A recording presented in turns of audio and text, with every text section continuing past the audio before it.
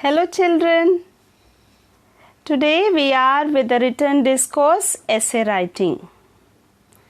Firstly, let us have a glance at the pattern to follow. Define what the topic is.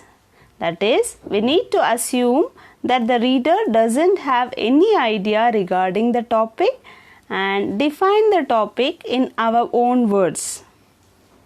Then, generally, in the essay, the pattern is first define the topic, then go with advantages, then disadvantages, then come with a neutral conclusion. But in certain topics, for certain topics, there are no advantages. In that case, when we are meditating or when we are thinking about a problem, when we are discussing on a problem, when we are concentrating on a burning issue, then we need to write about the causes. What are the reasons for the problem? Then we need to go with the results, or because of that problem, what are all the consequences? Then we need to give some solution to the problem. Now, for this particular topic, that is water conservation, the problem is water scarcity. Now we need to write the causes for the water scarcity. Write the problems caused or the reasons for the problems. Then write the result or the consequences. Then give a hopeful conclusion. That is, we look forward for better days wherein this water scarcity would come to an end. Then give suggestions or tips to solve the problem. Now my question is, write an essay on water conservation. Firstly, I need to define what water conservation is. We should not go telling about the uses of water. We should stick to the point. Water conservation. Water conservation means saving water for future use. Why this water conservation is required? Because the blue planet, our Earth, contains 71% of water, but only 2 to 3% of it is fresh water. And the main sources of fresh water are glaciers, streams, rivers and lakes. And we know, unfortunately, all these sources are going dry. So let's just come with the reasons why these are going dry.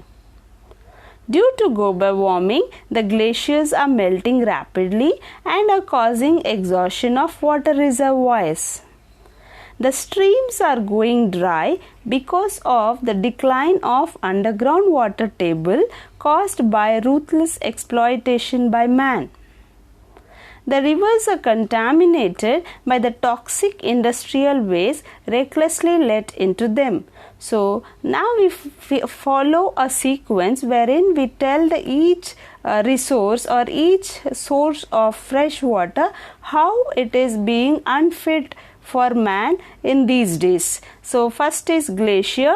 It is with global warming. Streams, it is with the decline of underground water table, and rivers and lakes is contamination by maybe the industrial waste or other toxic waste disposed recklessly. Now, extensive deforestation is causing scanty rainfall. There is an acute shortage of clean drinking water in our country. We are either using water purifiers, filters to eliminate the pollutants from water, or buying bottled water. Poor people are drinking contaminated water. So firstly, we went with the reason why the water scarcity.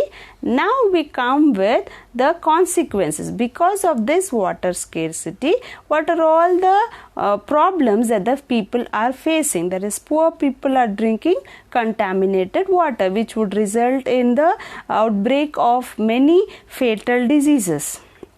It is very essential to conserve water for future use. So we can have, so here we come up with a solution, that is there is an acute necessity. So we need to conserve this water. For that, what are the possible ways? We can have underground water recharge by digging rainwater harvesting pits and by planting trees. So this is an evergreen solution, that is rainwater harvesting pits and planting trees. We can even avoid showers for bathing, that is instead of using showers we can use a bucket full of water. We can use washing machines only when the load is full, not using it recklessly every now and then. Wiping the floors instead of washing. So by this we can save water. Just with a bucket of water we can clean the entire house. And by planting saplings of trees. So if a plant is planted, it's a small one, so the transpiration is going to be less. So if the sapling of a tree is planted, it is of more use. And then children, I have used the picture of a tap and the water is running from it.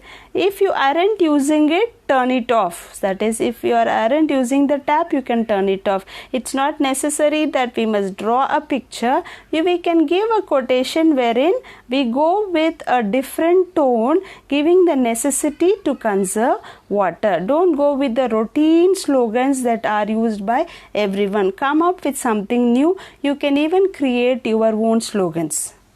Hope you all understood how to make an effective essay.